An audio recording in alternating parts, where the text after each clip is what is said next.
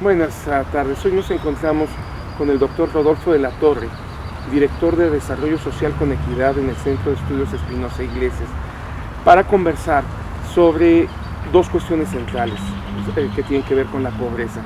¿Cuáles son las causas de la pobreza? Y en ese sentido, ¿qué se podría hacer para combatirla? Rodolfo, pues esa es la duda que tenemos. ¿Qué es lo que origina la pobreza, en particular la pobreza en México? Bueno, hay múltiples factores y yo creo que hay que comenzar con el contexto histórico en el cual se desarrolla nuestro país.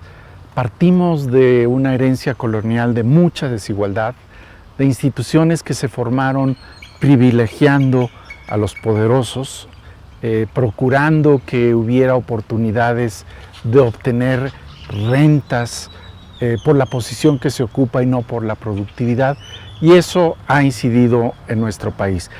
Pero hay factores más próximos. Nuestra economía funciona fundamentalmente a través del mercado, por supuesto con limitaciones, y ese mercado también es responsable de buena parte de la desigualdad. Y la razón es que quien entra al mercado, pues entra como, por así decirlo, con ciertas fichas que jugar, y los que más fichas tienen para jugar al inicio terminan con más ganancias. Y esas fichas son la riqueza inicial. Además, ese mercado es complementado por las políticas gubernamentales que pueden favorecer con ciertas reglas el que unos jugadores ganen más que otros. Pero también reparten fichas y desafortunadamente las fichas, por así llamarlo, los recursos públicos están sesgados a favor de los más ricos.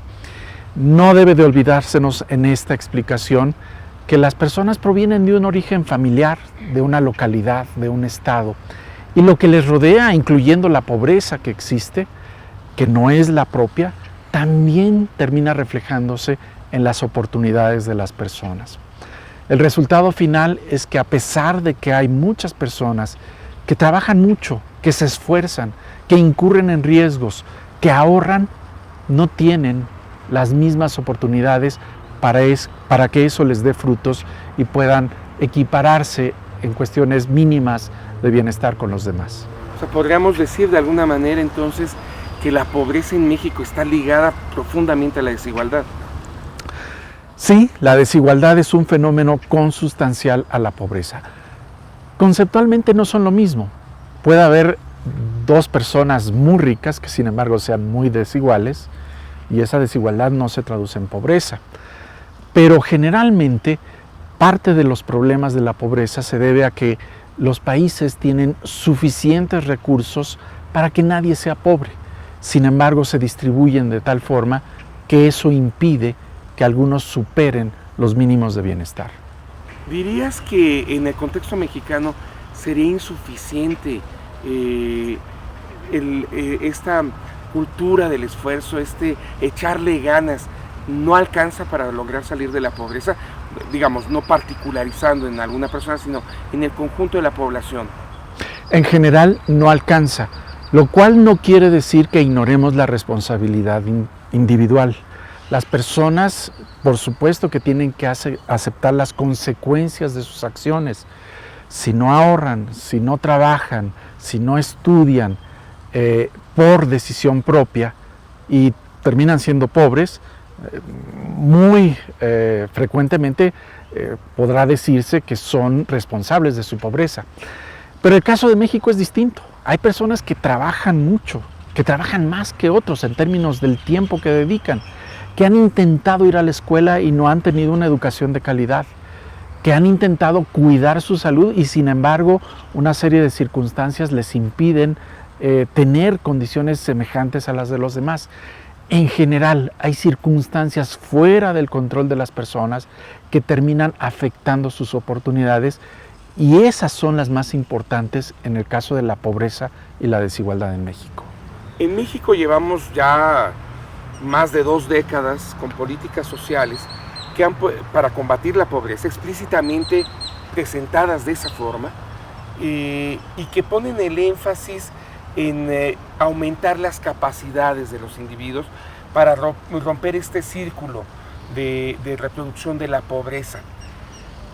si uno ve las cifras, si uno las lee, de cuando se empezaron a implementar estas políticas ahora, pues en términos de la magnitud de la pobreza, no han tenido éxito. ¿Qué deberíamos de hacer? ¿Cuáles deberían de ser los cambios a esas políticas, los ajustes, o definitivamente un rediseño de la política, pensar en políticas distintas, complementarlas? ¿Qué es lo que tú piensas? La política más importante para reducir la pobreza tiene que ser la de promover un crecimiento incluyente, una expansión de la economía en donde se privilegie el mejorar las condiciones de las personas pobres. Esto, sin embargo, no ha ocurrido en el país, y además las políticas adicionales de redistribuir los recursos existentes no han tenido una adecuada orientación. Esas políticas deben incluir a todo el mundo, no hay por qué solamente dedicarlas a una parte de la población y excluir a otra. Pero tienen que reconocer esas políticas que las necesidades son diferentes y que hay que dedicar más gasto a aquellos que tienen menos. No ha sido el caso en décadas de políticas públicas, de políticas sociales. Sí hay algunas políticas sociales que están concentradas en el grupo más pobre y que funcionan relativamente bien, pero son muy pocos recursos y no tienen un enfoque integral de atención a la pobreza. ¿Dirías entonces de la política actual se debería de dejar a un lado y enfocarse en esto otro, o esto sería algo complementario al tipo de políticas que se están aplicando hoy en día? No, yo creo que la política social actual requiere una reformulación a fondo, una reformulación en donde se cree esa capacidad para atender primordialmente a aquellos que más lo necesitan, y que desafortunadamente no se ha generado debido a que ha habido distractores de esa política social. Por ejemplo, un punto central de la política social es que identifique a todas las personas que potencialmente requerirían apoyo por su condición de pobreza, y que oriente a los programas justamente para dar mayor atención a quienes más lo necesitan, sin excluir a nadie. Pero esto no ha ocurrido. Esto, que podría llamarse un padrón único de beneficiarios que alinea las políticas públicas, simplemente no ha podido ser construido en décadas. Y en cambio hemos tenido políticas como la cartilla social, recientemente instaurada, en donde se le da una especie de comprobante a las personas pobres de lo que está recibiendo por parte del gobierno.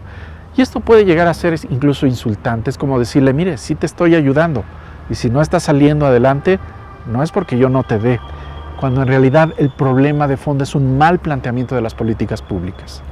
Una cosa que yo he observado y que me gustaría saber si tú compartes o lo observas distinto, es la sensación de que las políticas públicas en los gobiernos de los estados y en el gobierno nacional también se han enfocado mucho, hay una enorme preocupación por pegarle al indicador, que la preocupación de los ejecutores de la política y que el diseño de las políticas concretas se está orientando a pegarle al indicador, aunque esto no signifique nada en términos reales de las condiciones de vida de la población. ¿Compartes esta opinión o tú qué observas?